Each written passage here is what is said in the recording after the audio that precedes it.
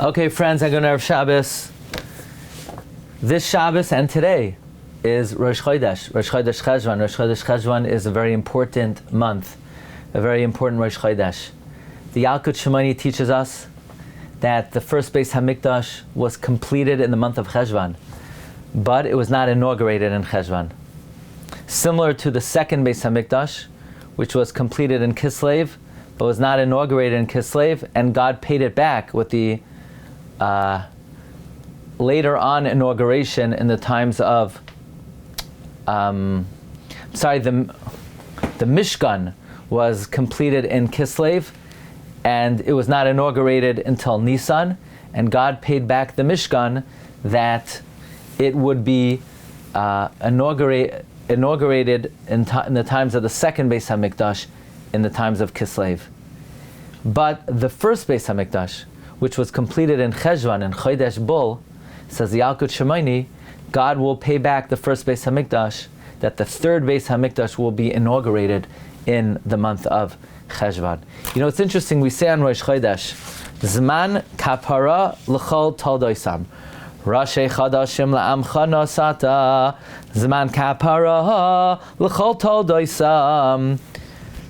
A time of atonement for all of their children. What does it mean for all of their children? Why do we refer to Rosh Chodesh as a time of atonement for their children? What is that referring to? We know that the Parsha begins, Eila toldos Noach, Noach ish tzaddik. These are the children of Noach. Noach was righteous.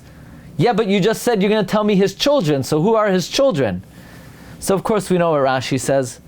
The Malbim has an amazing take on this. The Malbim says that a person has many aspects to him, and each aspect of man needs to produce progeny. Man has a physical component, and therefore he has to have physical children. Man is a spiritual component, and he has to produce spiritual creations. These are al yedei haseichel, recognizing Hashem and understanding Torah. And then the combination of body and soul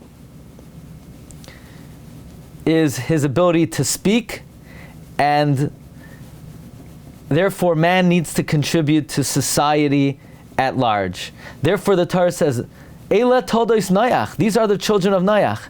Number one, Noach ish tzaddik. He contributed to society with his righteousness. And he was tamim. And therefore he was successful in his interactions with man. Through his soul produced products, namely, Esol Ekim Hisalach Noach. His soul walked with God. So, when we say Noach ish Eila toldos Noach, these are the children of Noach. Noach ish tzaddik tamim haya. Those were his progeny in society. Es holikim hisalach Noach were his progeny in the world of the spirit, the spiritual world. And then Hashem es chames yafes were his physical progeny. Now, Noach had 3 children.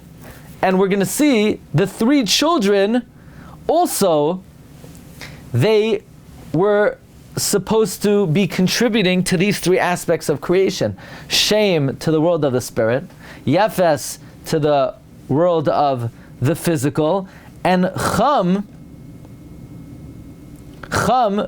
was, Yefes to the world of society at large, and Chum to the physical world, but Chum became corrupt. In fact, the Malbim learns that the repetition of Vatishaches, the people were corrupt in all 3 aspects.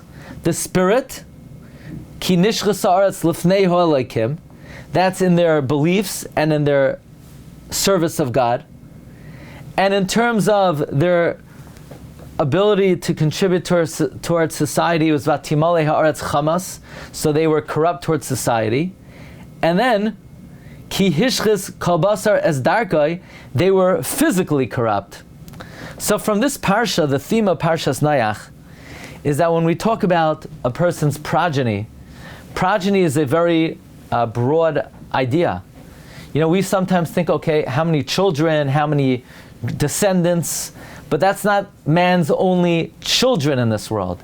It's in what way does man contribute toward society, toward perhaps his neighborhood, his block, his Beis HaKnesses, the society that he lives in. Is he altruistic? Does he show a good example? Does he help people get along better?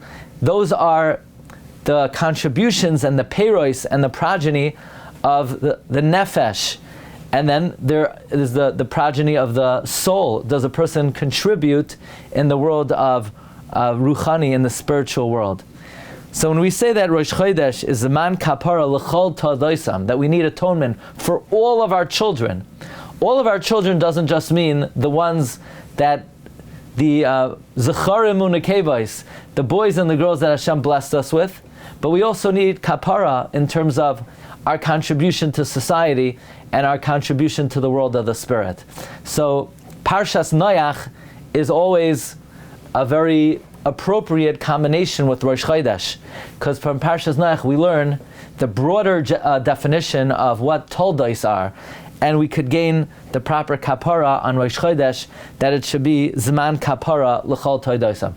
Wishing everyone a wonderful, beautiful Shabbos. Looking forward to seeing you next week. Kol Tov, everyone. Good Shabbos, good Shabbos.